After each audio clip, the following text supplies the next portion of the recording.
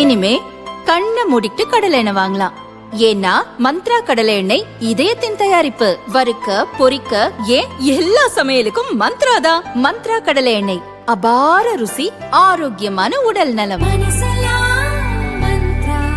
ரொம்ப டயர்டா இருக்கு.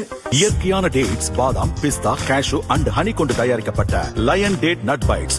ரஜினி மன்ற மாவட்ட செயலராக இருக்கும்போது தலைவரை பற்றி எப்பயுமே எங்களை புகழ்ந்து பேசி, நான் தலைவருக்காக நலத்திட்டங்கள் செய்யும்போது நிறைய பணமும் கொடுத்து, அண்ணா ஏழைங்களை நல்லா இருக்க வேணா, ஏழைங்களுக்கு கொடுங்கண்ணே, புடவை வாங்கி கொடுங்கண்ணே அப்படின்னு 5000 புடவைகள், ஸ்கூல் பேகு பசங்களுக்குன்னு வாங்கி கொடுத்து எங்கள் ரஜினி சார் மன்றம் நடத்தும் போது அவரும் என் கூட இருந்து சாருக்காக பண்ணவர் தான் அது அர்ஜுன்.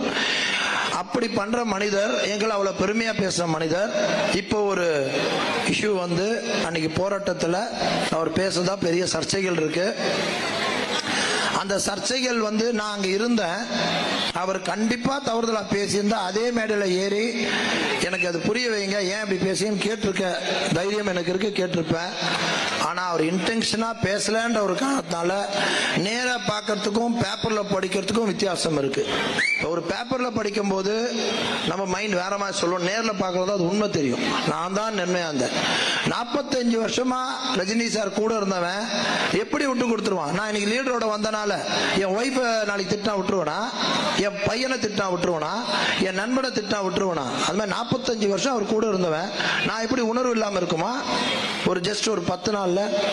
அப்போ அவர் இன்டென்ஷனோட பேசலன்றதை தெரிஞ்சுக்கிட்டேன். அவருக்கு ஒரே ஒரு இது, அன்னைக்கு நடந்தது போராட்டத்தை பத்தி. அந்த போராட்டத்தில் திமுகவை இது பண்ணி பேசும்போது அவர் உணர்ச்சி பூர்வமா இந்த சொசைட்டியை மாற்ற முடியாத இயக்கத்தில் இருக்கவங்க வார்த்தை தவறி வரலாம்.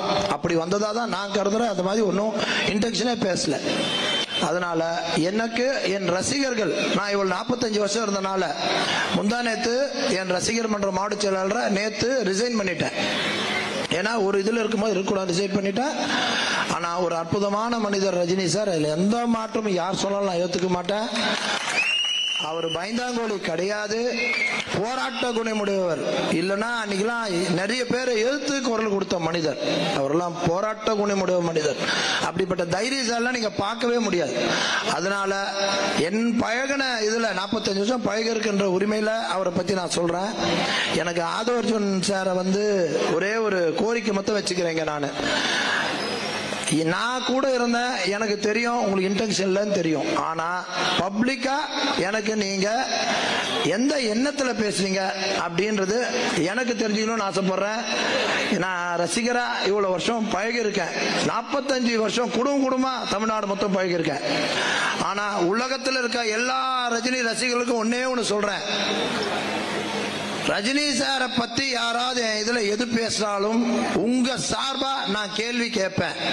உங்க சார்பா ஏன் பேசுறீங்கன்றது புரிய வைங்கன்னு கேட்பேன். அதனால உலகத்தில் இருக்க எல்லா ரசிகருக்கும் சொல்றேன், உங்க சார்பா நான் டிவி கேல இருக்கிறேன்றத புரிஞ்சுக்கிட்டு எந்த மேற்கொண்டு எதுவும் இல்லாம புரிஞ்சுக்கணும்னு நினைக்கிறேன். நான் விட மாட்டேன். அதே மாதிரி எனக்கு இன்னைக்கு ஆதவர்ஜுன் சார் உங்களதான் எனக்காக அது எங்க ரசிகர்கள் ரொம்ப வருத்தப்படுறாங்க, நீ ஏதோ தப்பா பேசுற மாதிரி. 45 வருஷம் பழகினால அவரை தலைவரை என்னைக்கும் மறக்க மாட்டேன். அதனால யாரும் தயவு செய்து டிவிக்கு என் லீடர் சார்பா கேட்டுக்கிறேன், யாரும் தவறுதலா எதுவும் அவரை பேச வேண்டாம் கேட்டுக்கொள்கிறேன். அவரை பார்த்து நம்ம தலைவரே எங்களை சொன்ன வார்த்தை நான் ரசிச்சேன் போனன்றனால யாரும் தவறா பேசி ஒருத்தர் திட்டம் போது சைலண்டா இருந்தாலே சண்டை இருக்காது. நீங்க திரும்பி போட்டாதான் சண்டை, திரும்பி போடாதீங்க.